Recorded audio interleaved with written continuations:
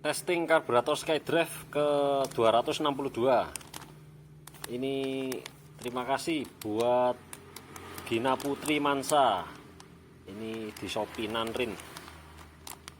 Terima kasih, semoga Tuhan berkati sukacita, damai sejahtera, kesehatan, lolos dari pandemi, rezeki lancar. Amin.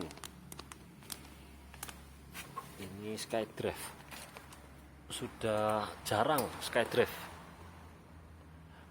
Oke, langsung nyala. Seperti biasa, gasnya cepat naik cepat turun.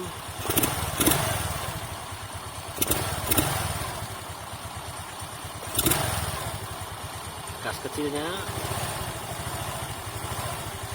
berisi ya, berotot.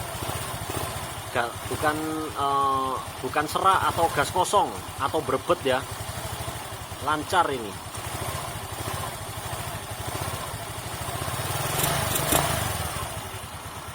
Oke, selesai.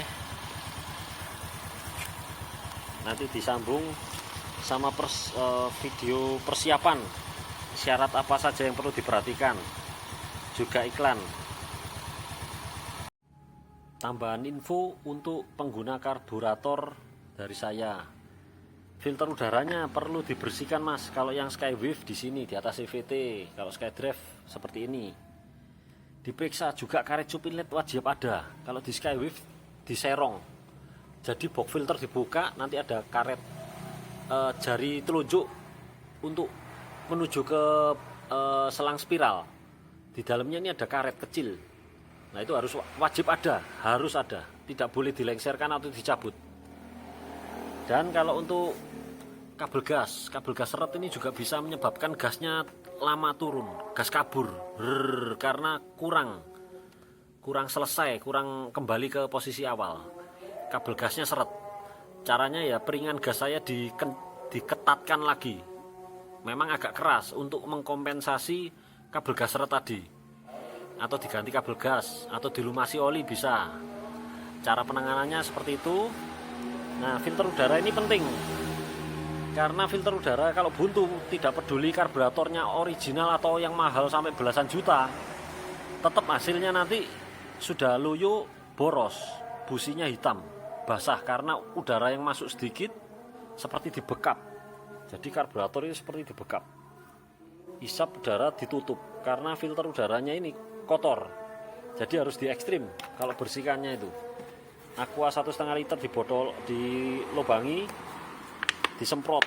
Jadi disemprot, disiram bensin ya, sampai basah sekali, baru semprot udara. Semprot udara yang kenceng. Terus diulang lagi, diberi bensin lagi, disemprot udara berulang kali sampai ini steril. Karena ada yang Skywave bilang ini sudah saya bersihkan. Nah, saya curiga tidak cukup steril. Jadi dipasang gak enak, berebut. Dilepas enak loh. Padahal kalau bedanya sedikit itu bagus. Kalau bedanya gede, tandanya filter udaranya ini yang kotor. Karena dipasang gini gak enak, dilepas enak. Seharusnya kalau pasangan pabrik itu dipasang sama dilepas itu bedanya dikit. Performanya bedanya dikit. Nah, oke. Selain itu ya, diberikan filter bensin karena apa? Ada beberapa customer saya karburatornya banjir. Nah, itu kalau normal, kondisi normal seperti sekarang ini aja nggak banjir ya, pasti butiran karat tangki bensin itu turun mengganjal jarum ventilator. Jadi perlu ini filter bensin terbaik se-Indonesia, medianya kertas sama magnet. Pernah saya jual yang senada yang sama ya, ada magnet dan media kertas, tapi casingnya mudah pecah, nggak tangguh. Kalau ini tangguh, ini mau kena getok atau mau kena bengkok apapun nggak akan patah. Terus setelah itu dihisap. Nah, ini perlu juga dicek ya, ada 2 selang kecil. Jadi satu selang emisi second pair atau ice, yang satu selang keran vakum otomatis ya. Ini kalau disedot udara sekencang apapun itu tidak akan mengeluarkan bensin di sininya. Kalau sampai mengeluarkan bensin ini bisa boros, langsung bensinnya ikut bypass gini tanpa persetujuan karburator. Harus melewati sini harusnya, tapi langsung nyeruput di sini, kena infus, akhirnya boros. Jadi dicek ya ini ya, selang untuk keran vakum ini ya harus disedot sekuat mungkin, tidak mengeluarkan bensin. Sama yang emisi ini juga dicek di benjolan nepelnya ini, harus tak ada retak rambut. Ini juga nggak boleh ada retak rambut. Tingkat kevakumannya ini tinggi. Jadi kalau untuk mengecek kebocoran di sini, yang area karet manipol ke karbu atau karet ke manipol besi, ini disiram bensin juga bisa, kentara, nanti gasnya tinggi atau mati. Nah, contohnya seperti ini. Mesin dijalankan loh ya, mesin nyala on terus disiram ini, diperiksa di sini langsung mati atau suaranya gasnya membesar, berarti ada yang bocor. Belikan karet manipol yang baru. Jadi biar pasangannya enak. Nanti kalau ini bocor dibiarkan sekitar 60 km per jam itu akan nunduk-nunduk, berbet-berbet.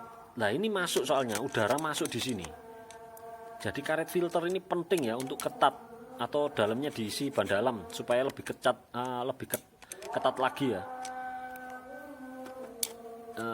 Terus untuk kabel gas tadi seret, sudah selesai. Nah, tingkat kevakumannya tinggi di sini. Dicek juga yang dari manipol besi ke menuju mesin ke klep itu ada packing. Kalau spin SkyDrive ada packing kertas, kalau di Skywave Hayati ada o-ring. Wajib tebal ya, jangan main lem. Dibarui aja o-ringnya, murah kok, cuma 1000-2000 perak mungkin, atau 3000 tergantung daerah. Pokoknya yang kembung supaya ada unsur penekanan dan unsur segel rapat supaya tidak ada udara maling masuk. Jadi udara maling kebanyakan ini problemnya Suzuki ini di udara maling. Entah 2 biji selang ini retak rambut, karet manipol ini longgar, udara masuk, atau o-ring as penjepit koin. Ini untuk karburator yang tua. Kalau karburator saya nggak ada kasus karena ya baru soalnya. Jadi penting dicek kebocorannya, harus tutup rapat semua, pasti enak nanti hasilnya. Nah, ini ada iklan juga untuk kebanyakan Suzuki itu rem belakangnya tidak pakem. Nah, ini saya ada kampas rem pakem non merek, dibeli guys, pasti pakem. Yang penting itu rem itu harus pakem, kalau enggak nyawa bisa melayang atau kerugian material maupun non material juga bisa terjadi karena rem itu harus pakem. Kalau nggak pakem membahayakan orang, juga membahayakan diri sendiri. Ngebut jadi nggak pede, jalannya harus pelan-pelan, mengandalkan rem depan, celaka. Karena kalau posisinya miring dikit di rem depan, pasti akan aquaplaning, delosor, jatuh delosor langsung, kontan langsung delosor. Karena nggak boleh kalau waktu belok gini di rem depan ada pasir langsung jatuh, rugi. Mending pergunakan kampas rem sebagaimana mestinya, belakang harus pakem. Nah, ini jaminan pasti pakem. Juga untuk setelah pasang karburator tadi ada keluhan beberapa customer saya, larinya 40 km per jam, padahal fit semua, mesin fit, karbu fit, box filter beres. Nah, ini tinggal dilumasi dengan Timken. Ini varian Timken yang paling licin ya, ada yang tutup biru, merah, oranye, putih. Yang tutup hitam inilah yang ada tulisannya 5% molybdisulfit. Ini anti aditifnya ya, anti wear. Jadi kalau Timken varian lain tidak ada 5% molybdisulfit. Cuma yang tutup hitam aja. Ini heavy load, shock load, beban kejut yang tinggi, beban gesek yang tinggi. Datasheetnya ada di Google. Jadi kayak diantem digesek oleh besi ya, dengan tekanan yang besar.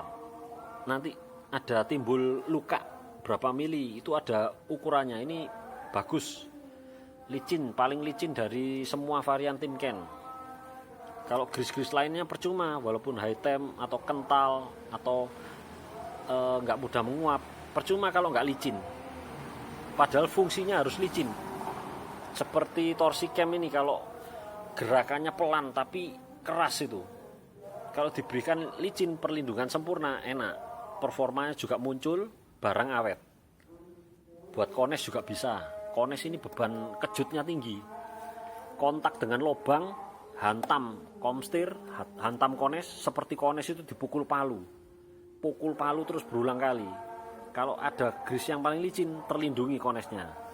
Atau klaker buat isi di bearing-bearing itu kan sealnya bisa dilepas, dimasukkan Timken, ditutup lagi, nanti bearingnya awet. Untuk bearing roda, bebek ataupun motorsport ya, untuk yang rindu kualitas ya, rindu kualitas di Indonesia yang terbaik ini, memang ada di atasnya ini ada SKF. Saya punya juga ini LGMT 3, tapi buat apa beli ini mahal-mahal, lebih mahal memang dari Timken, tapi nggak cocok, nggak kebeli. Maksudnya buat orang-orang awam gitu terlalu berlebihan ya, mahalnya fantastis, harganya terlalu fantastis, nggak perlu. Timken aja sudah cukup, paling bagus ini.